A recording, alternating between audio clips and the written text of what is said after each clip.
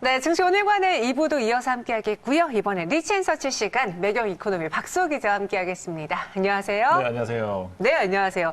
오늘은요, 좀 특별한 분에 대해서 이야기를 나눠보려고 네. 하는데 사실 일상생활에서 많은 분들이 아실 수도 있고 모를 수도 있는 기업이거든요. 네. 무신사라는 데인데 최근 10번째 유니콘 기업 반열에 올랐습니다. 유니콘 기업이라는 게 네. 뭔가 성장성이 있다, 그런 뜻이죠? 네, 유니콘이라는 게 사실은 존재하지 않는 그 말에서 조금 더 나간 가상의 동물이잖아요. 네네.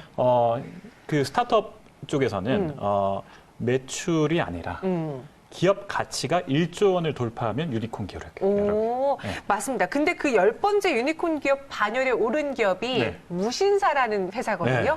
근데 이 세계적 벤처 투자 자본인 세콰이어 캐피탈로부터 무려 2천억 원 규모의 투자를 유치하면서 그 가치를 평가받고 있는데, 아니 어떤 회사길래 저도 모르는 이 벤처 투자사가 무신사에 2천억 원을 투자합니까? 일단 모르신다는 그 벤처 투자사는 네. 미국에서는 굉장히 유명한 오. 세콰이어 캐피탈이라는 곳은 네.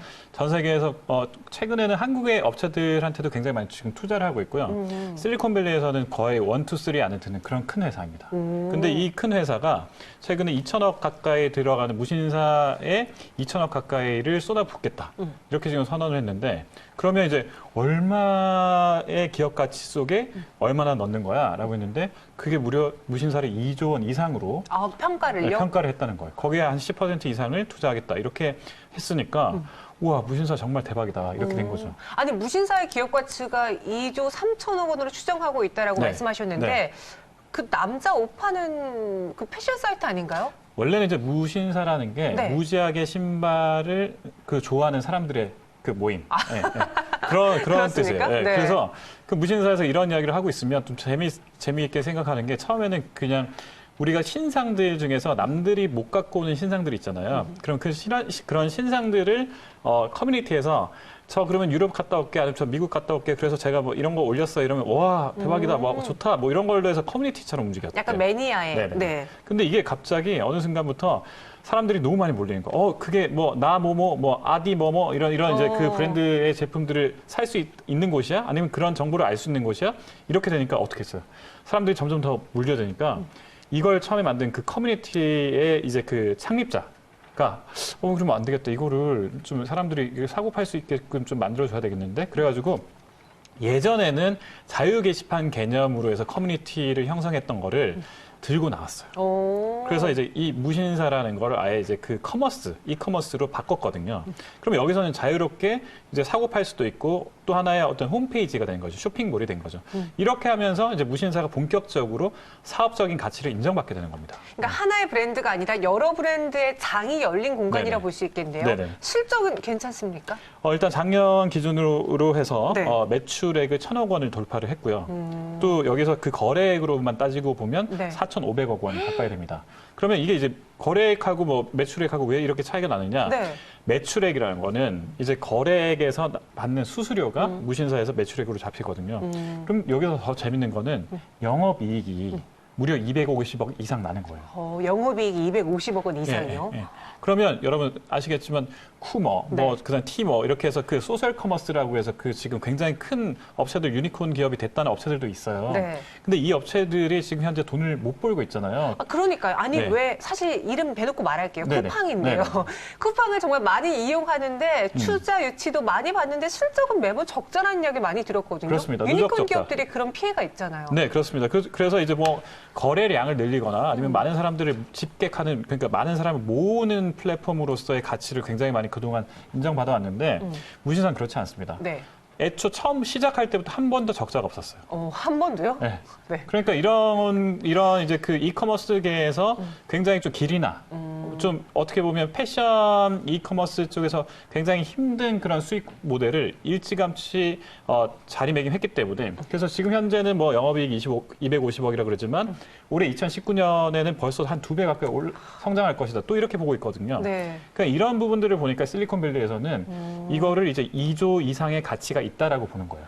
아니, 보니까 입점 브랜드가 4,000개라고 네네네. 하는데 약간 온라인의 패션지 역할을 하나 봐요. 그렇습니다. 이게 무신사가 또 재밌는 게 뭐냐면 네. 패션지 이야기 하셨잖아요. 우리가 보통 뭐 미용실을 가거나 이렇게 하면 이렇게 패션 보죠. 잡지를 이렇게 막 뒤적뒤적 하듯이. 네. 근데 그 패션지를 보는 이유가 뭐예요? 무언가 요즘 유행하는 게 뭔지 전 잘 모르니까요. 맞아요. 네. 네네. 그러니까 그 무신사에서도 똑같이 이런 거예요. 패션지를 온라인상에서 보는 것처럼 하는 그런 느낌을 주는 거예요. 그런데 브랜드 입장에서도 제가 옷은 잘 팔지만 옷을 잘 만들긴 하지만 광고를 못 할 때. 네, 그러니까 네. 이런 컨텐츠를 잘 못 만들 때 무신사에다가 입점을 시켜놓으면 무신사에 있는 그 편집팀에서 네.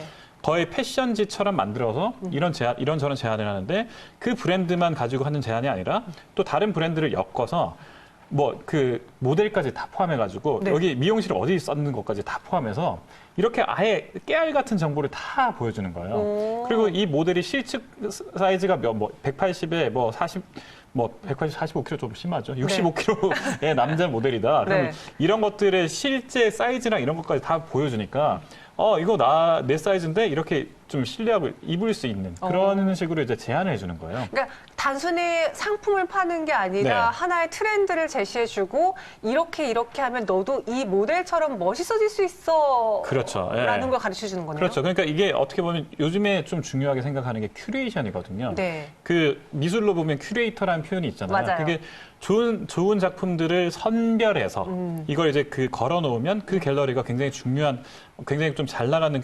큐레이션을 했다 이렇게 하듯이 무신사도 4,000여 개의 브랜드를 아주 잘 큐레이션을 해가지고 이걸 또 예쁘게 또 아니면 또 그 고객들이 잘 소화할 수 있게 이렇게 제안을 한다는 거. 이런 점에서 봤을 때 무신사가 그 전에 볼 수 없었던 그런 그 고객 경험을 주기 때문에 그래서 계속 성공할 수 있는 그런 배경이 되고 있습니다. 이 선별 능력과 함께 온라인 패션 잡지로의 기획을 만들며 스토리텔링 네. 할 수 있는 이 능력이 그동안에 적자를 내지 않을 수 있었던 실적의 가장 큰 요인이지 않을까 네, 싶은데 그 외 또 다른 무신사만의 비결은 무엇이 있을까요? 아까 추천 이야기를 했잖아요. 네. 추천을 하다 보면 어떻게 하겠어요? 리뷰가 막 달리잖아요. 네, 후기들. 네, 후기들이 막 달리면 와 이거 좋았어요, 나빴어요, 뭐 이런 이야기를 하잖아요. 네. 그럼 그런 것들을 다시 또 빅데이터로 해서 모읍니다. 모아서 이 모은 것들로 해서 네. 여기서 좋았던 점들은 더 부강하고 네. 나쁜 점들에 대해서는 이런 보완하고. 것들을 보완하는 것들을 다 통틀어가지고 다시 그 고객들에게 역제안을 하는 거예요. 또 무신사가 뭔데? 이러면서 새로 들어온 사람들 있잖아요. 네. 그럼 그런 사람들이 앱으로 딱 들어왔다. 그러면 이제 그 AI가 이 사람들이 빠져나갈 수 없도록 계속해서 무슨 할인 쿠폰 이런 것들을 계속 던지는 거예요. 그 사람한테. 살 수 있게. 네. 그러면 그 들어온 사람들이 20대 여성의 뭐 저희 홍대 근처를 자주 가는 사람 이렇게 이제 판단을 하면 그때 그렇게 해서 계속해서 스트리트 패션 쪽으로 계속해서 그 쿠폰을 막 할인 쿠폰 던지고 이렇게 하는 거죠. 아니 이게 진짜 중요한 것 같은 네. 게요. 사실 요즘 SNS나 온라인에 유명한 핫 셀럽들이 많은 것들을 팔거든요. 네. 근데 고객 관리, 사후 관리를 못해서 인블리시 같은 사태들이 벌어졌었잖아요. 그렇죠. 네. 그런 것들을 보완하기 위한 빅데이터 활용을 잘해야 되는데 네. 우리 무신사는 그런 강점이 있는 회사인 것 같거든요. 네네네. 그래서 네. 이게 보니까 무신사가 현재 지금 한 8만 건 정도의 네. 누적 후기가 있다고 해요. 8만 건. 네, 또 65%에 달하는 높은 재구매율. 를 이렇게 할 수 있었던 게 그게 바로 인공지능을 통한 그런 이제 개인 추천 맞춤 서비스 이런 것들을 제안했기 때문이라고 합니다. 무신사. 오늘 저는 그냥 단순히 인터넷 사이트라고만 네네네. 생각했는데 무신사가 이런 능력을 갖고서 실적을 냈구나 놀랍거든요. 하지만 우리가 과감하게 기자님과 함께 네. 단점, 약점을 찾아볼 때죠. 네, 이게 이제 높은 수익률, 그러니까 그 영업이익률이라고 하면 네. 어디서 돈을 벌어야 되는 거잖아요. 네. 근데 무신사가 굉장히 서로 이제 어떤 브랜드도 이제 입점하고 싶어 하니까 그럼 어떻게 하겠습니까? 그만큼 이제 또 약간 이제 어깨가 좀 높아지겠죠. 그래서 예, 입점비가 예. 살짝. 그래서 입점 수수료가 네. 그 거의 뭐 백화점 수수료에 육박하는 30%대다. 그래서 이런 점들이 조금 이게 근데 30% 정도의 그 수수료율을 내면서까지 우리가 여기 입점해야 될까 이런 약간의 이제 그 입점 브랜드 간의 고민들이 조금 보이는 것 같고요. 네. 두 번째는 그 아까 매거진 이야기를 좀 했잖아요. 매거진에서는 이제 아무래도 그러니까 언론 같은 느낌이니까 그래서 잡지 같은 거니까 좀 소비자에게 친화적인 어떤 그런 그 말들을 많이 쏟게 되는데 그러다가 좀 실수를 하는 경우가 좀 있었어요. 이를테면 무신사에서 무신사 공식 이제 인스타그램에다가 네.